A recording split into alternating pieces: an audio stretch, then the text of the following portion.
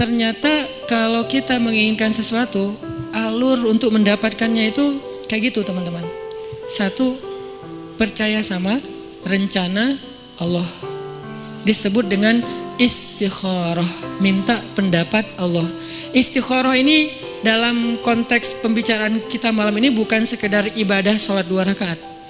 Walaupun secara ritual dia adalah sholat 2 rakaat, tapi secara nilai dia bukan hanya soal sholat 2 rakaat, tapi soal bergantung kepada Allah, minta pendapat Allah, nanya kira-kira menurut Allah gimana nih. Terus Allah jawabnya lewat siapa? Nah, Allah menjawabnya lewat istisyarah.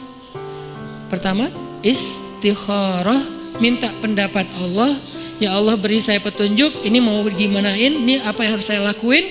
Nanti Allah nitip jawabannya lewat istisyarah. Istisyarah itu meminta nasihat orang-orang yang lebih paham, ulama, kiai, ustadz, siapa lagi, guru, orang tua, orang yang lebih bijak dari kita yang banyak pengalaman dalam urusan tersebut. Kita minta pendapat mereka. Biasanya Allah nitip jawaban itu melalui lisan-lisan mereka yang terjaga. Karena memang Allah mengatakan auliyaullah, wali-wali Allah itu ketika dia sudah dekat dengan Allah, maka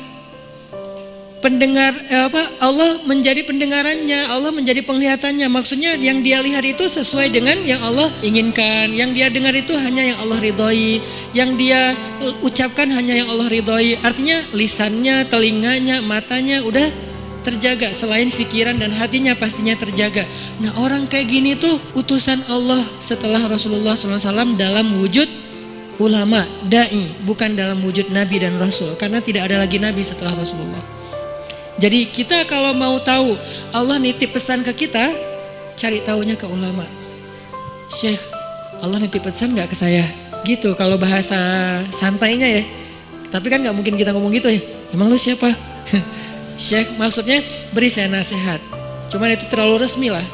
Analoginya kita kayak nanya, ada pesan gak untuk saya dari Allah? Lewat siapa nanya pesan untuk saya dari Allah? Lewat orang solih yang lisannya terjaga. Biasanya Allah akan titipkan pesan lewat lisan mereka untuk kita. Ini namanya istisyarah, meminta isyarat. Isyarat itu bahasa Arab yang jadi bahasa Indonesia. Isyarah jadi isyarat. Isyarat itu artinya petunjuk. Jadi kalau ada yang ngasih isyarat berarti ngasih petunjuk. Itu arti sebenarnya dari isyarah. Jadi istisyarah meminta isyarat atau meminta nasihat yang sifatnya menunjukkan jalan mana yang baik yang harus kita jalanin. Karena Allah gak bicara langsung kepada kita dalam bahasa wahyu, kecuali apa yang sudah diwahyukan di Al-Quran. Karena yang bicara langsung dengan wahyu itu kan hanya para nabi. Kita kan gak bisa langsung wahyu turun dari langit, saya baru dapat wahyu, gak bisa kan. Kadang-kadang kita kayak kegeeran gitu, saya baru dapat ilham, padahal bukan ilham gitu kan. Ilham dari siapa dulu nih? Bisa jadi ilham dari wasawisus syaitan. Siapa tahu ilham kita tentang komen, tentang caption, tentang postingan, tentang repost, broadcast, itu bukan dari Allah, dari setan, karena tidak terjaganya kita. Kalau para ulama, insya Allah mereka terjaga, Allah yang jaga mereka. Sehingga insya Allah ilham mereka itu gak dari mana-mana. Apalagi mimpi ulama itu adalah benar. Mimpi Nabi wahyu, mimpi ulama benar. Itu satu tingkat di bawah para Nabi. Bahkan disebutkan mimpi ulama adalah satu bagian dari 70 bagian kenabian. Nabi itu kan punya banyak bagian kenabian, nubuwah namanya. Nah, satu bagian dari 70 bagian itu adalah mimpi yang benar dari seorang ulama atau orang soleh. Sehingga saya merasa bahwa minta nasihat dan minta doa dari Habib Ali Zainal Abidin itu bagian dari isyarah. Setelah itu ini nggak harus berurutan ya, istikharah, isyarah itu nggak harus berurutan, bisa yang mana yang memungkinkan duluan. Akhirnya kemudian saya istikharah, minta Allah, ya Allah saya pengen ketemu Nabi. Pas umroh ternyata bisa ziarah Nabi di depan makam Nabi. Selain sholawatan, saya ngomong gitu semampu saya, walaupun sebetulnya malu gitu mau ketemu Nabi. Kenapa? Amalan kurang, sholawat kurang, ujuk-ujuk datang minta banyak request gitu kan, kayak ngerasa nggak pede. Tapi mau ke siapa lagi? Meminta nasihat dalam bahasa kayak orang lagi berkunjung gitu. Walaupun pastinya doanya kepada Allah. Jadi saya bukan berdoa kepada Nabi ya, berdoa kepada Allah, cuman lagi ziarah tuh kayak ngomong gitu. Sebagaimana Nabi bicara dengan Khadijah ketika ziarah makam Khadijah. Ya Rasul, saya gimana ya? Mau gimana ini ya dakwahnya? Udah beres itu masuk ke Raudhah, ya Allah beri saya petunjuk. Doa yang saya nggak pernah tinggalkan, Rabbana atina min ladunka rahmah wa hayyi' lana min amrina rasyada. Kalimat terakhir itu tuh, wa hayyi' lana min amrina rasyada. Ya Allah, siapkanlah untuk saya petunjuk dalam urusan saya. Mau gimana nih? Kalau bahasa sederhananya. Ternyata Allah beri petunjuk lewat doa tadi para orang soleh, kemudian mimpi, kemudian dapat sebuah kejutan dari Allah yang mungkin sebagian orang melihat kejutan ini sebagai sesuatu yang sedih, musibah, ujian. Tapi saya ngelihatnya ini bukan ujian, ini justru jawaban dari doa saya bahwa Allah ingin memberikan celah. Oh gini masuknya, sehingga akhirnya saya merasa bahwa saya mendapatkan apa yang saya minta. Ini sebagai testimoni orang yang pernah mencoba jalur itu ternyata berhasil. Maka coba deh dalam urusan kita. Gimana? Istikharah, istisyarah, istifta. Apa itu istifta? Istifta dari kata fatwa. Bahasa Arab kalau ada ista, alif sinta, itu artinya meminta. Apaan minta apa gitu. Ini kode gitu. Jadi kalau dalam grammar bahasa Arab ada alif sin ta, itu artinya meminta. Jadi kalau istisyarah meminta isyarah, istikharah meminta khiyarah, istifta meminta fatwa. Jadi minta fatwa. Minta fatwa itu mana? Halal haram, benar salah, hak batil, mana yang harus saya pilih. Nah, itu namanya istifta. Sehingga datangnya harus kepada ulama. Kalau istisyarah boleh ulama, boleh orang bijak, boleh orang tua, boleh orang soleh yang ahli ibadah gitu kan. Bisa jadi ahli ibadah itu teman kita sendiri atau siapapun yang kita kenal. Tapi kalau istifta harus ulama. Kalau di Indonesia ulama yang tergabung dalam sebuah organisasi yang resmi, majelis ulama. Itu yang masalah istifta. Dan yang keempat, ini yang paling penting, istiqomah. Apa arti istiqomah?